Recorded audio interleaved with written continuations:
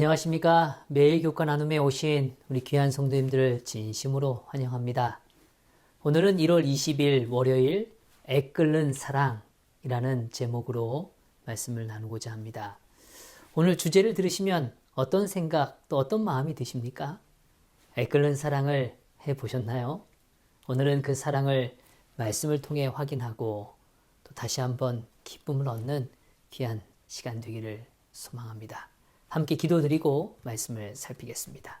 하늘에 계신 아버지 하나님, 저희들을 정말 사랑해 주셔서 그 사랑의 품으로 저희를 인도해 주시고 또 저희를 성장하게 하시고 저희를 새롭게 해주시니 감사합니다.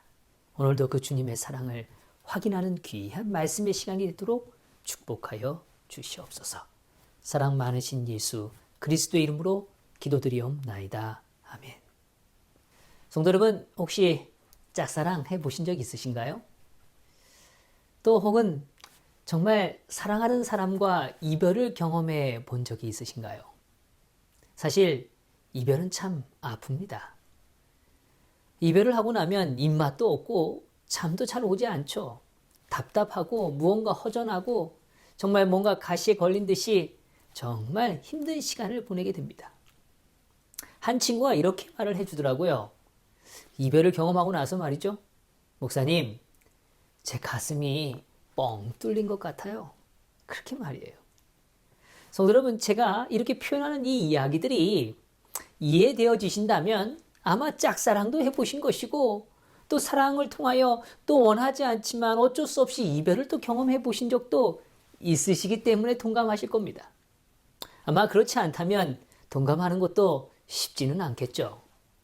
제가 왜 이 이야기를 드리는가 하면 사랑은 해볼 때만이 그 사랑의 경험이 실제로 우리의 삶에 알아지고 이해되어지게 된다는 겁니다. 몇 마디 문장으로 또 입술의 언어로는 그 경험을 또 우리 그 감정을 다 담기가 매우 힘든 것이죠. 우리가 이야기하는 깊은 슬픔, 비통함, 간절함, 안타까움 이런 모든 감정적 선상의 표현들은 사실은 그것이 정말 경험되어질 때 우리의 삶으로 이해되어지고 공감하게 되는 것입니다. 조금 저의 어릴 적 기억의 이야기를 조금 드리면 저는 생활관이라고 불려지는 기숙사 생활을 했습니다. 초등학교 6학년 때까지는 어머니 품의 자식이었어요. 근데 중학교 1학년이 되면서 삼류학교 진학을 위해서 서울로 향하게 되었습니다. 처음 한 달은 너무너무 재밌고 즐거웠습니다. 왜요? 아니 엄마도 없죠. 그리고 형들 많고 친구들 많고 얼마나 재밌고 즐거운지 말이죠. 그런데 한 달이 지나고 월말고사를 치렀는데요. 그 결과를 받아들이고 말이죠. 얼마나 슬프고 속상한지 제 생애에 정말 그런 성적을 받았는가 이런 마음이 드는 초등학교 때까지는 절대로 경험할 수 없었던 그런 성적을 받아들게 된 겁니다. 근데 갑자기 그 일을 경험하고 나니까요. 왠지 서글퍼지기 시작하더라고요. 그래서 정말 공중전화 박스에 가서 말이죠. 전화기를 들고 어머니 전화를 드렸더니 어머니가 하시는 말씀이 이렇게 얘기하시는 겁니다. 인식아, 언제든 힘들면 내려오거라. 그렇게 얘기하시는 겁니다.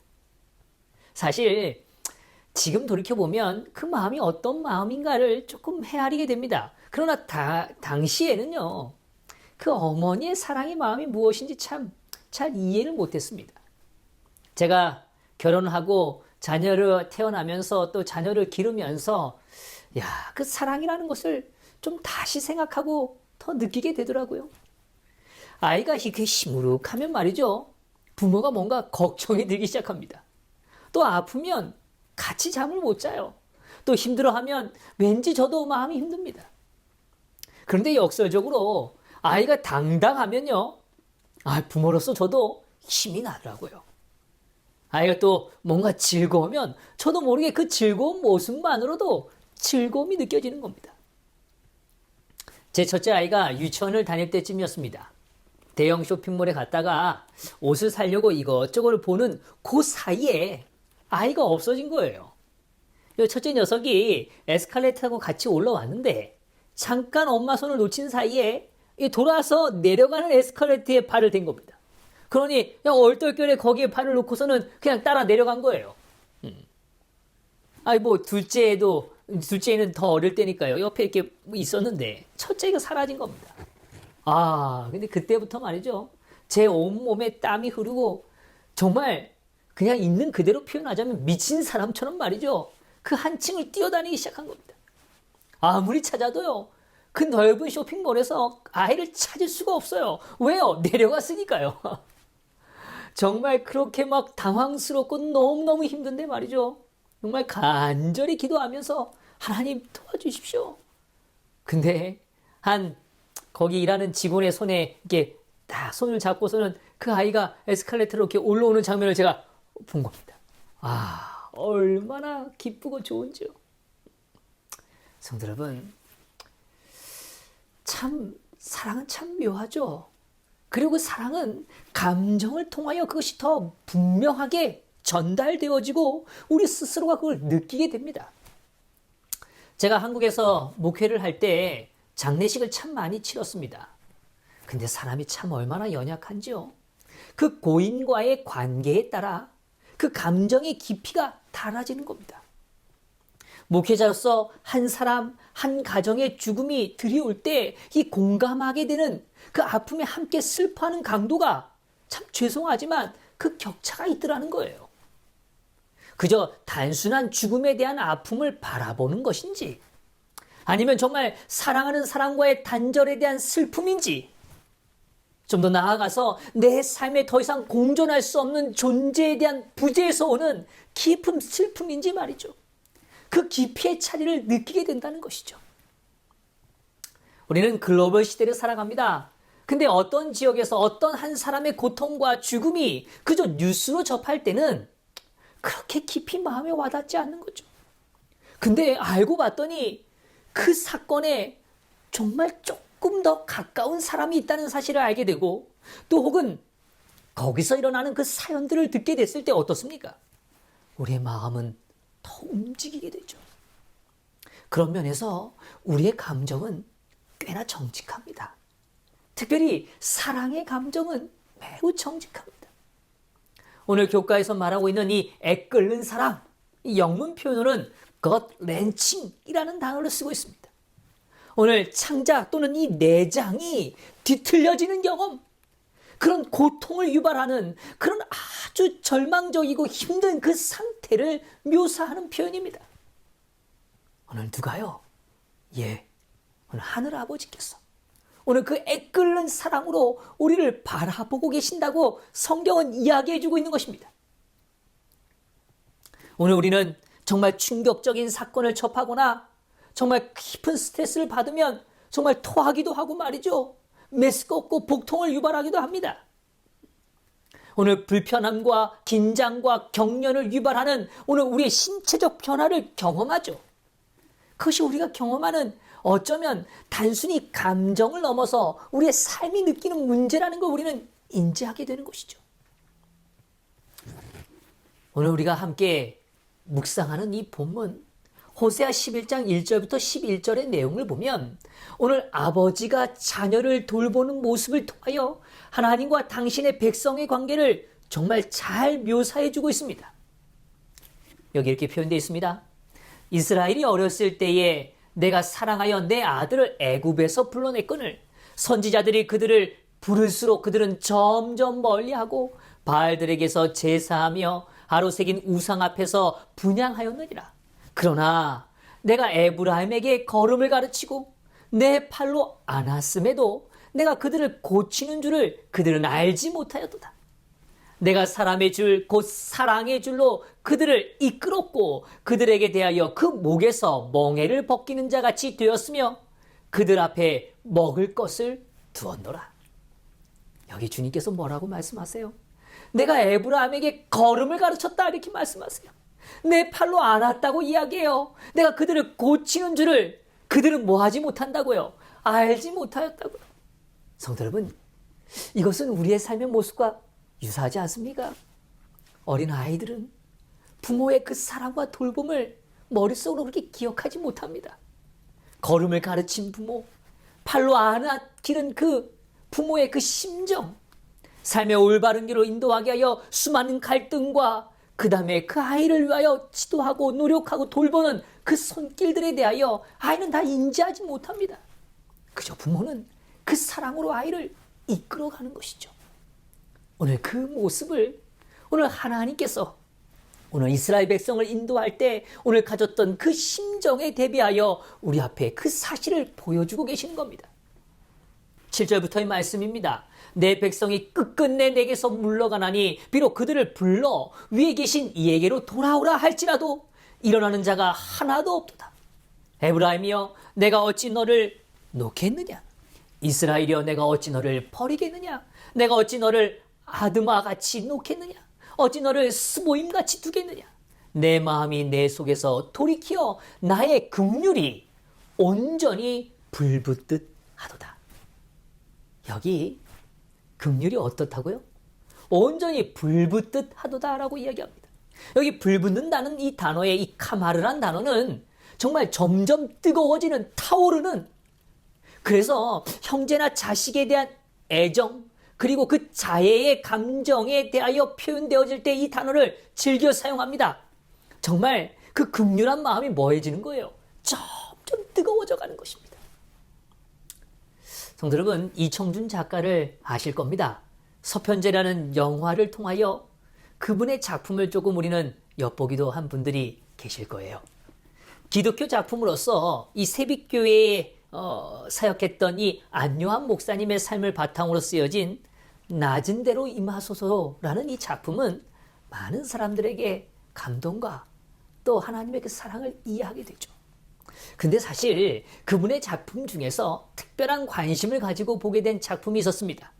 그 작품은 바로 눈길이라는 책이죠. 사실 이 책은요, 발표될 당시에는 잘 몰랐지만 20여 년이 지난 뒤에 작가는 이 작품이 자신의 자전적 이야기라는 걸 밝혀줍니다. 이 이야기는 아주 심플한 이야기예요. 고등학생 아이가 오늘 그의 집이 정말 하루아침에 무너지게 됩니다. 그래서 정말 있던 집마저 다 팔아버리게 되는 상황이 됩니다.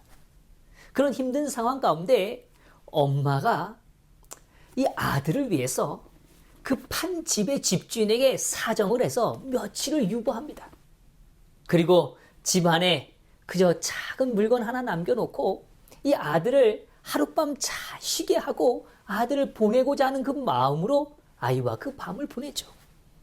그리고 그 다음날 아침이 되어서 이른 새벽같이 일어나서 아이를 데리고 이제 버스 정류장으로 가는 그 발걸음의 이야기를, 그 과정의 그 시간들을 아이가 한참 자라서 성인이 된 다음에 그의 아내를 데리고 돌아와서 어머니와 함께 또 다른 하루를 지날 때 그 삶의 여정을 나누는 이야기가 이 스토리의 큰 대략적 줄거리입니다. 근데요, 저는 이 이야기 가운데요, 어머니도 그 다음에 조금씩 철이 들어가는 그 아들도 그 사랑의 무게를 서로 느끼는 그 묘한 이야기 속에 정말 그 사랑의 따뜻함을 정말 깊이 느끼는 그 모습들을 좀 접하게 되었습니다. 이 작품들 가운데 다음의 글이 제 마음에 참 남았습니다. 울기만 했거냐? 오목오목 디뎌놓은 그 아구 발자국마다 한도 없는 눈물을 뿌리며 돌아왔지. 내 자식아, 내 자식아, 부디 몸이나 성이 지내거라. 부디 너라도 좋은 운 타서 복받고 살거라. 눈앞이 가리도록 눈물을 떨구면서 눈물로 저 악의 앞길만 빌고 왔지.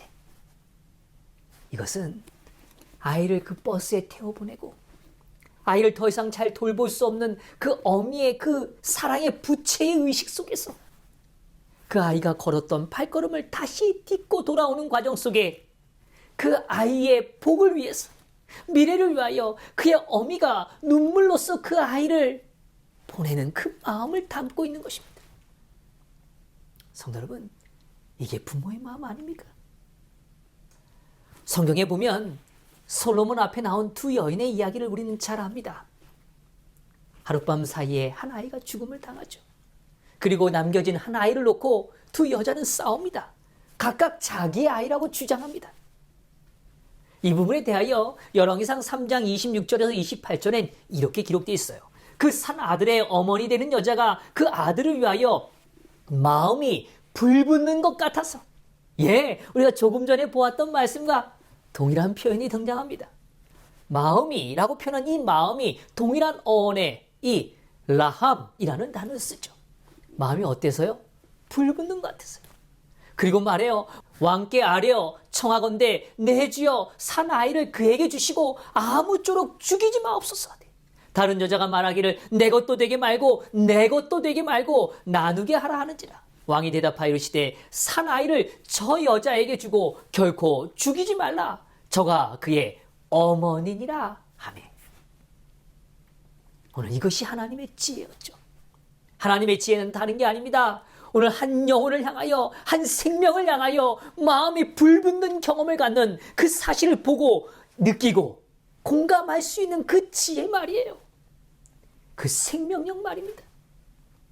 오늘 하나님은 우리가 돌아오기를, 오늘 아버지의 품으로 돌아오기를 그렇게 기대하시는 하나님의 그 애끓는 사랑을 우리 앞에 보여주고 계시는 겁니다. 성도 여러분, 오늘도 우리는 주님께서 붙들어 주셨습니다.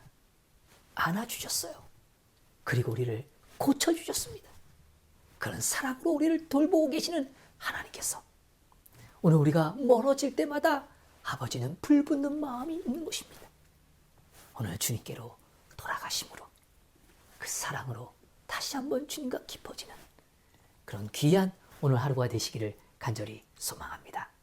기도하겠습니다. 하나님, 오늘 저희를 향하여 마음에 불붙는 그 사랑의 감정을 드러내 보여주시니 감사합니다. 주님, 주님의 그 사랑 앞에 다시 한번 우리의 삶이 맡겨지게 하시고 경험되게 하여 주시옵소서. 이 하루 주님께 온전히 맡기며 사랑 많으신 예수 그리스도의 이름으로 기도드리옵나이다. 아멘.